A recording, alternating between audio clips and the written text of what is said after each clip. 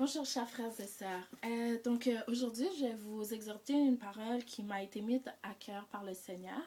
Je vais commencer, je vais juste faire une prière et ensuite on passera à la parole. Seigneur éternel, merci Seigneur pour cette journée. Merci Seigneur parce que tu es grand, tu es fidèle, Seigneur éternel Dieu. Seigneur, je te remets cette parole entre tes mains, Seigneur, que cette parole puisse toucher, Seigneur, les gens qui vont l'entendre, Seigneur éternel Dieu. Seigneur éternel, merci, Seigneur, parce que tu prends soin de nous chaque jour, Seigneur éternel. Tu nous protèges, Seigneur éternel, tu nous as donné le souffle de vie. Seigneur, je te remets tout entre tes mains, Seigneur éternel Dieu. Je te remets cette parole, Seigneur, que je sois un instrument entre tes mains, Seigneur, afin de délivrer la parole, Seigneur, que tu as mis dans mon cœur. Au nom de Jésus, j'ai prié. Amen. Donc, la parole que je vais vous partager aujourd'hui, c'est dans Luc 12, 22 à 31. Donc, je vais lire. Jésus dit ensuite à ses disciples, « C'est pourquoi je vous dis, ne vous inquiétez pas pour votre vie, de ce que vous mangerez, ni pour votre corps, de quoi vous serez vêtus. La vie est plus que la nourriture, et le corps plus que le vêtement. Considérez les corbeaux, ils ne sèment ni ne moissonnent, ils n'ont ni cellier ni grenier, et Dieu les nourrit. Combien ne valez-vous pas plus que les oiseaux? Qui de vous, par ses inquiétudes, peut ajouter une coudée à la durée de sa vie? Si donc vous ne pouvez pas même la moindre chose, pourquoi vous inquiétez-vous du reste? Considérez comme croissent les lys, ils ne travaillent ni ne filent. Cependant, je vous dis que Salomon même, dans toute sa gloire, n'a pas été vêtu comme l'un d'eux. Si Dieu revêt ainsi l'herbe qui est aujourd'hui dans les champs et qui demain sera jetée au four, à combien plus forte raison ne vous vêtira-t-il pas, gens de peu de foi? Et vous ne cherchez pas ce que vous mangerez et ce que vous boirez, et ne soyez pas inquiets. Car toutes ces choses, ce sont les païens du monde qui le recherchent. Votre Père sait que vous en avez besoin. Cherchez plutôt le royaume de Dieu et toutes ces choses vous seront données par-dessus. » Donc, dans cette parole, ce qui m'a touchée, c'est vraiment parce que on voit ici que Jésus est en train de demander à ses disciples pourquoi vous êtes en train de vous inquiéter. Jésus dit de ne pas s'inquiéter de notre vie, de ce qu'on va manger, de ce qu'on boira. Parce que, à la base, c'est ce que Dieu nous a créé. À la base, c'était pour ça, pour manger, pour nous vêtir. Il sait qu'on a besoin de ces choses. C'est des choses qui sont essentielles à la vie. Et Dieu, notre Créateur, lui qui nous a façonnés à son image, sait exactement de quoi on a besoin.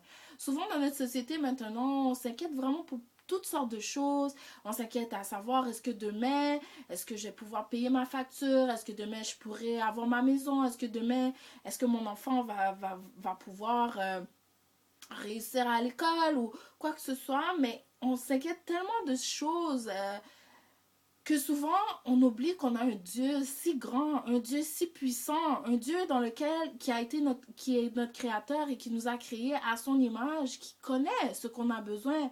Avant même qu'on soit, il savait qu'on allait être là. Si on regarde dans Psaume 139, Dieu savait avant même qu'on soit, il savait qu'on allait être là. Alors pourquoi il ne connaîtrait pas les besoins qu'on a pour notre vie?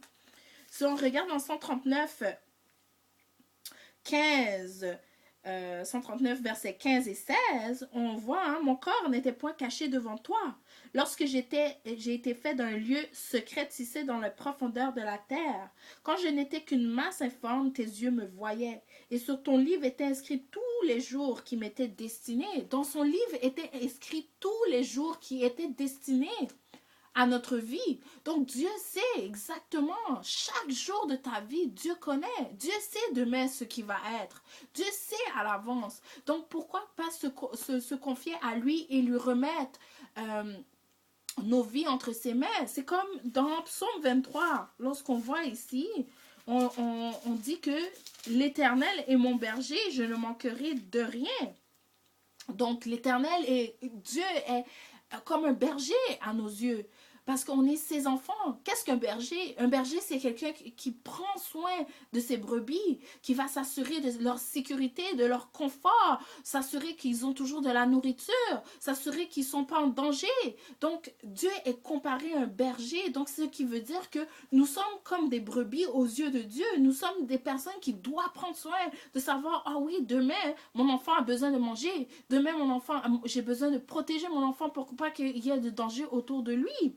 Donc il dit, pourquoi on s'inquiète? Pourquoi on s'inquiéterait pour demain puisque Dieu sait déjà à l'avance quels sont quels sont les jours de nos vies qui sont déjà destinés, qui sont écrits dans son livre. Lorsqu'il dit dans Matthieu 7,7, on voit ici, c'est écrit, demandez et l'on vous donnera, cherchez et vous trouverez, frappez et l'on vous ouvrira. Car quiconque demande reçoit, celui qui cherche trouve et l'on ouvre à celui qui frappe. Lequel de vous donnera une pierre à son fils s'il lui demande du pain? Ou s'il demande un poisson, lui donnera-t-il un serpent? Si donc méchant comme vous êtes, vous savez donner de bonnes choses à vos enfants, à combien plus de forte raison votre Père qui est dans les cieux donnera-t-il de bonnes choses à ceux qui lui demandent? Tout ce que vous voulez que les hommes fassent pour vous, faites-le de même pour eux, car c'est la loi des prophètes. Donc, ce qu'on voit ici, c'est que Dieu dit demandez.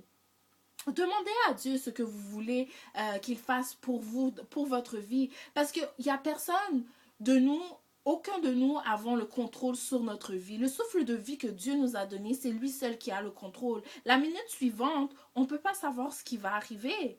On pourrait faire des projets, des projets, des projets, mais on ne sait pas si la minute suivante, si je vais être là encore. Ou lorsque je sortirai le matin, il y a beaucoup de gens qui sont sortis le matin et ne sont pas revenus le soir. Est-ce que ça a servi qu'ils ont fait des projets pour le lendemain? Non, ça n'a pas servi puisqu'ils ne sont pas revenus. L'important, ce que Dieu dit, c'est de se remettre à lui, de se confier à lui, de donner tous nos projets à Dieu, car c'est lui seul qui connaît ce qui est bon pour nous. C'est lui seul qui a un plan merveilleux. C'est lui seul qui savait ce qu'on était avant même qu'on soit.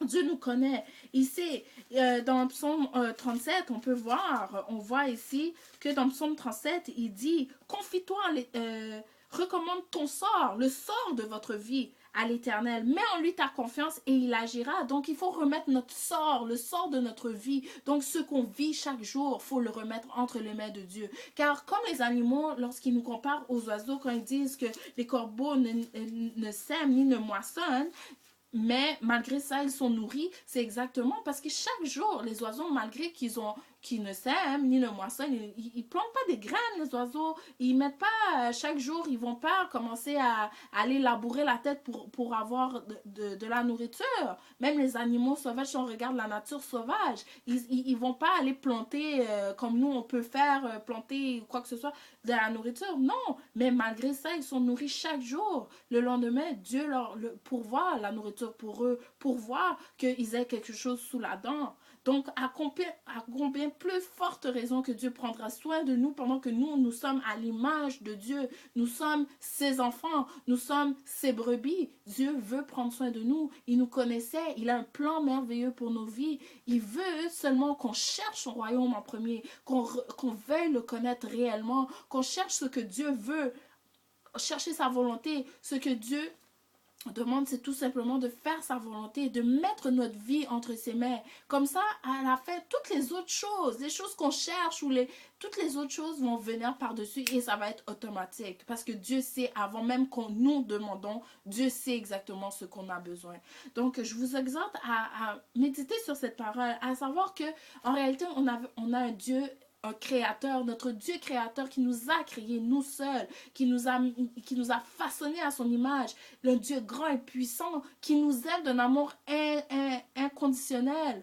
Il prend soin de nous, chaque jour il prend soin de nous et il sait de quoi on a besoin. Il faut juste prier et demander à Dieu, Seigneur, prends soin de moi, protège ma famille, protège mes projets, je te remets tel projet entre tes mains, si c'est ta volonté, je permets que ça puisse aboutir. Mais il faut mettre Dieu en premier dans nos vies. Il faut savoir que Dieu veut notre vie entre ses mains et que si on recommande notre sort à l'Éternel comme dans Psaume 37, 5, il dit recommande ton sort à l'Éternel, mets en lui ta confiance et il agira. Donc si tu mets ton sort à l'Éternel, si tu mets ta confiance en Dieu, il agira, il fera en sorte que toutes les choses de ta vie, les projets que tu as pour ta vie, les problèmes que tu as dans la vie, Dieu les connaît et il prendra soin de toi sans que tu aies à t'inquiéter de quoi que ce soit. Donc,